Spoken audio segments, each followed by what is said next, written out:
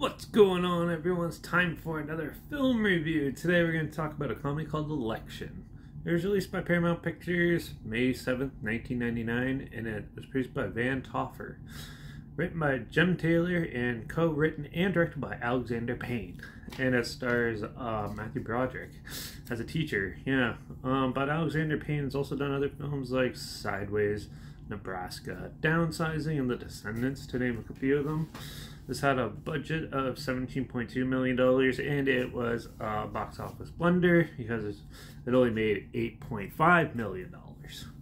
So, Election. Well, when I first heard of this movie, I thought it was an actual political comedy, which I guess in a way it can be, but no. It's about the student body in a high school. So this is a coming-of-age sort of style comedy.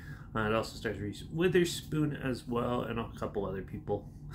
And so Reese Witherspoon plays your typical nerdy, good grades, trying to get like a good transcript for to go off to college and stuff. And so she's always running for student body president. And then her teacher, who has like a weird almost like fixation on her and stuff, kind of finds it annoying how she keeps doing that. And so to make it interesting, he basically gets one of the jocks to run against her. And then he's reluctant at first, but then he sort of like gets into it and goes about that. And as he does, he basically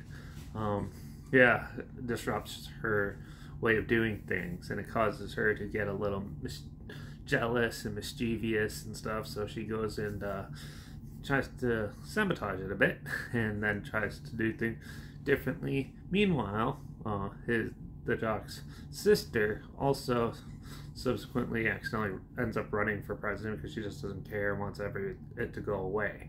And she's like the depressed school kid, and and so she's also like questioning her sexuality and stuff. So as she ends up running against them as well.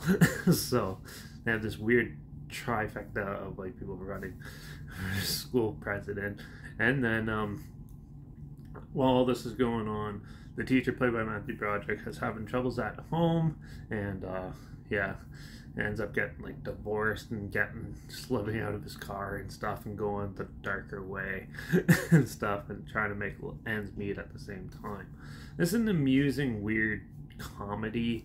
It's not the greatest one I've seen. There is a lot. They really emphasize like the school body, but in the end, you get to see how all these characters come together and help each other work through their problems, whether they know it or not, together.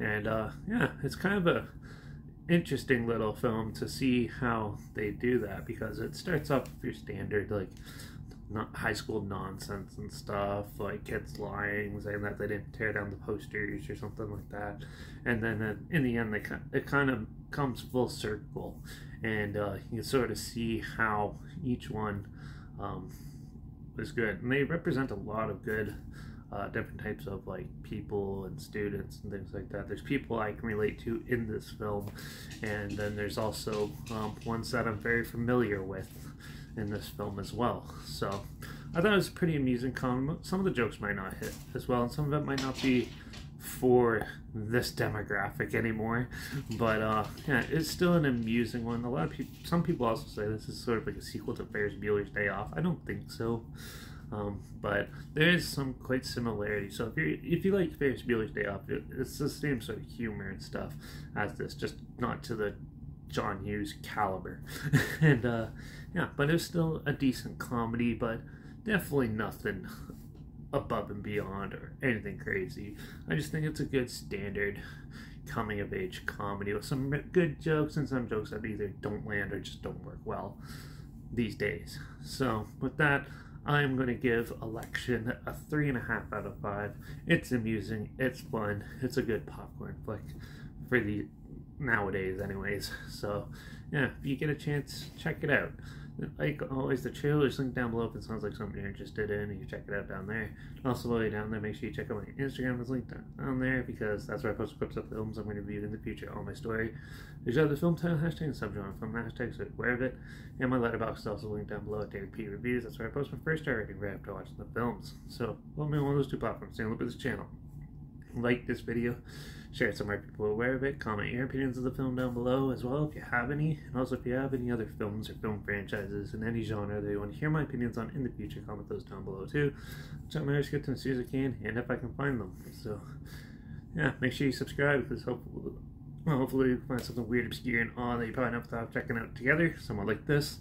Also, so you hear my opinions on popular films, classic films, and reviews on other things as well. So make sure you subscribe and don't forget to ring that bell because, well, I'm going to go more into a thriller, an iconic thriller from the 80s that everyone's told me I should check out, but I haven't got around to it yet. That's Fatal Attraction. So keeping up with these iconic 80s and 90s films, I still got like 10 to 12 of them to check out. So let's keep it rolling with this and see what I think of Fatal Attraction in the next one. But in the meantime, watch out for all those nerdy kids running for school president, and I never know what they're going to get up to, so watch out for them, and I guess I'll see you all in the next review. So until then, cheers.